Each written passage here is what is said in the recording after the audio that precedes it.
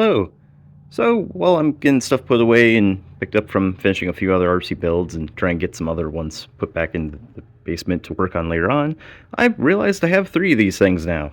And they're all kind of different. So, that one's a Trexus Fortec that I flipped the rear A arms around and some other funky stuff that I need to finish it. It's going to be a really fun one to use.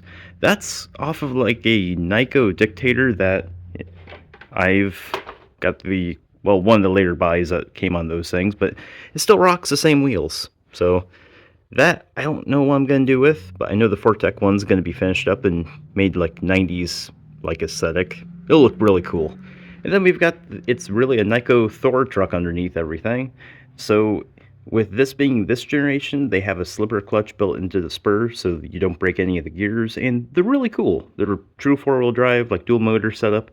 They're just a lot tougher than what the Dictator platform was, but there's stuff along with it that's kind of neat to go over. So, yeah.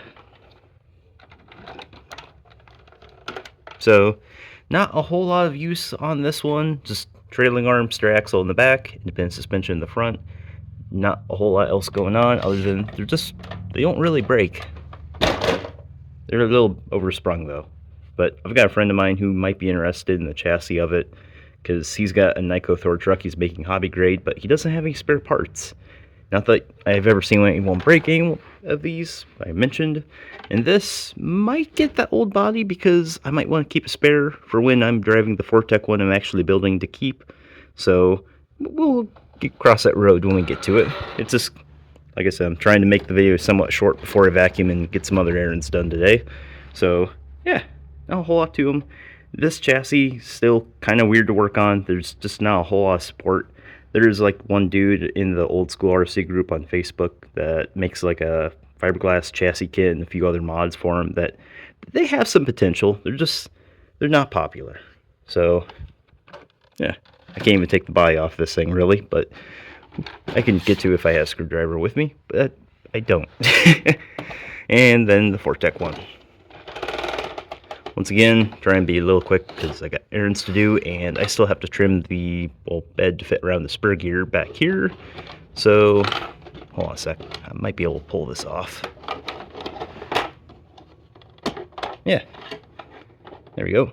So yeah, stock old school electric Fortec back when they were just a belt drive setup. So there's not a whole lot going on with it. Just trying to find old Traxxas Titan like 12 turn, or I don't remember what turn they were. And I just gotta find some other stuff for it, but not too much going on with it. It'll be a pretty cool one to finish up. And the last thing, since I'm trying to get all these random side projects caught up, is this is technically a Tamiya Quick Drive, but it's under Radio Shack. But you can literally put Tamiya Midnight Pumpkin tires on, or Quick Drive like Clodbuster wheels on. And yeah, this is a buy I got from that I'm trying to think, it was a HPI Wheelie King RC I picked up for 70 bucks that I used parts to build that Tonka dump truck. So I've got the sticker kit for the grill and all that other cool stuff, but long story short, underneath everything, I can use parts I actually have for a Tamiya Quick Drive that'll bolt right onto this.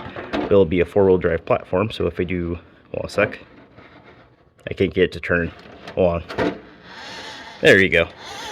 It's trying to show it actually is four-wheel drive. So it'll be a fun one to get running with some hobby grade parts to make it a little tougher overall.